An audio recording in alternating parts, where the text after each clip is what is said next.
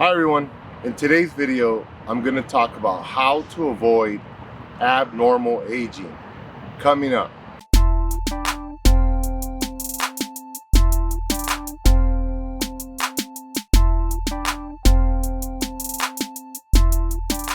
Hi everyone, this is Ernesto from AttaBoyCowBoy, and in this video we give you health and wealth tips to help you be successful. Now today I'm talking to you from Vista Hermosa Park in downtown Los Angeles. It's a Sunday morning and I got up early so I could share this beautiful skyline with you. It's one of my favorites. I live really close to here. So today I'm going to talk to you about abnormal aging. So here are 4 things you need to keep in consideration to avoid abnormal aging. The first tip is education. Educate yourself.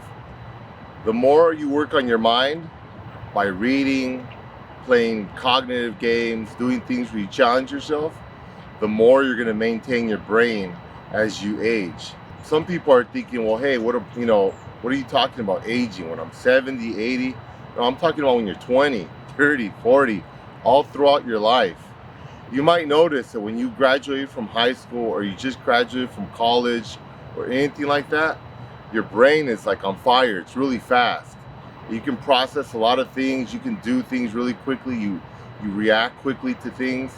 And as time goes by and you get further away from that high school or that vocational school or college or whatever, your brain starts kind of slowing down a little bit. You start thinking slower and slower. That's normal because remember, your brain is a muscle. So the less you use it, the smaller that muscle's gonna get, right? So you want to be able to use your brain. It's not exactly a muscle, by the way, but I want to use that analogy. The more you use that brain, the stronger it's going to stay and the more effective it's going to be, the faster you're going to react. So that's going to be very key as you age. Again, that doesn't matter if you're 20 or you're 90. That's the number one thing. You want to maintain your brain by educating yourself. You can learn a new language, learn a new skill, learn how to play the piano. Anything like that's going to help you educate yourself and maintain your brain. Tip number 2, maintain strenuous activity in and around your house.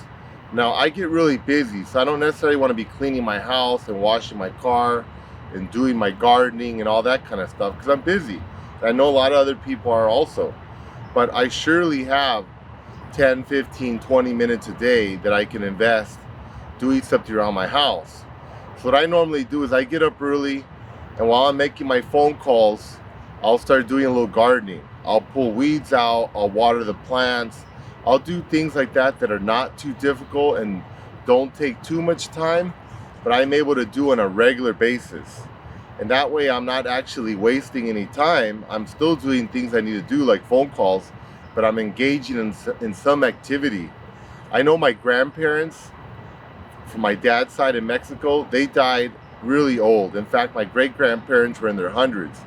My grandfather was so old, they think he was around 110, but they're not sure.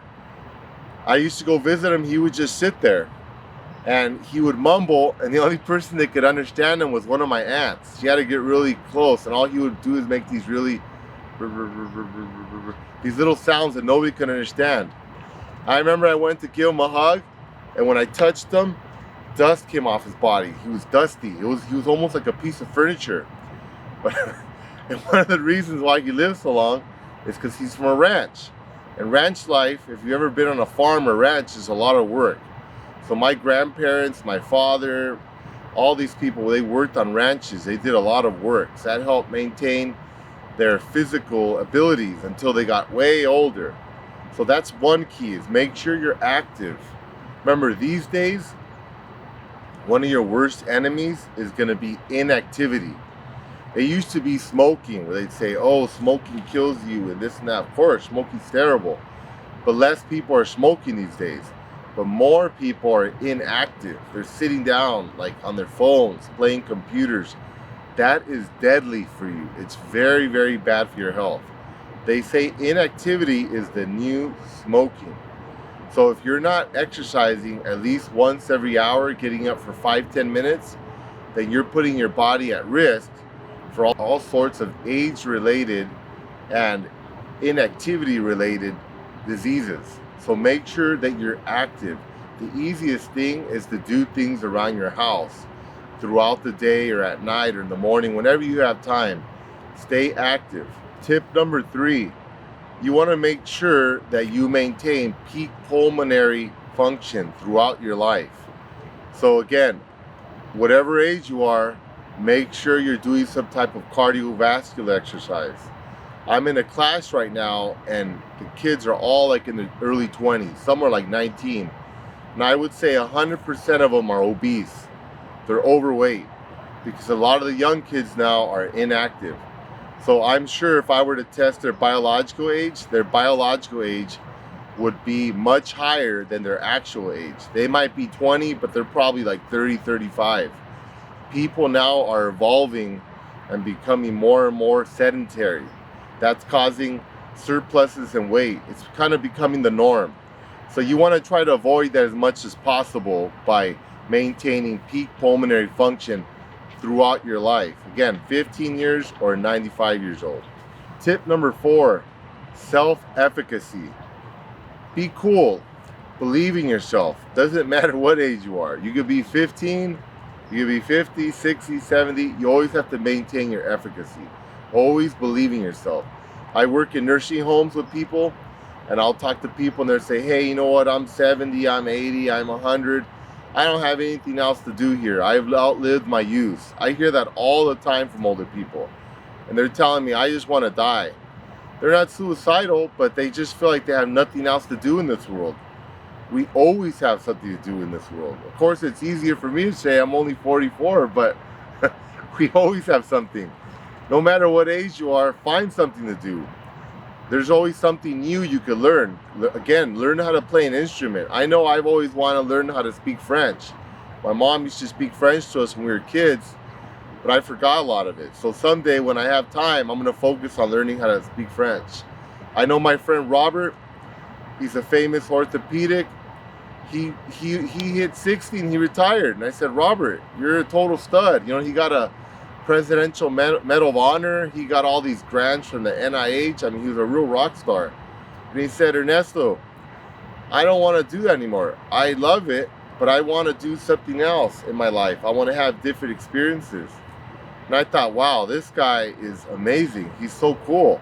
In fact, he told me he used to make about $550 an hour. He obviously does not care about money, which is great.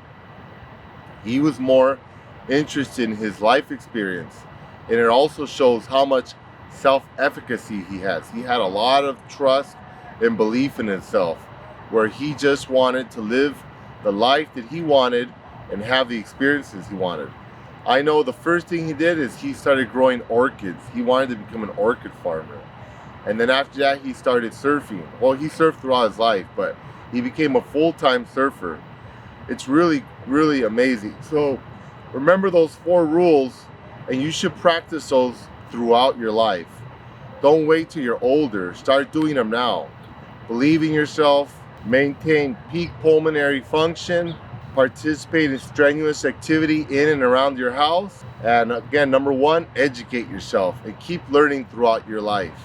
From beautiful downtown Los Angeles, this is Dr. Martinez. Thank you for listening.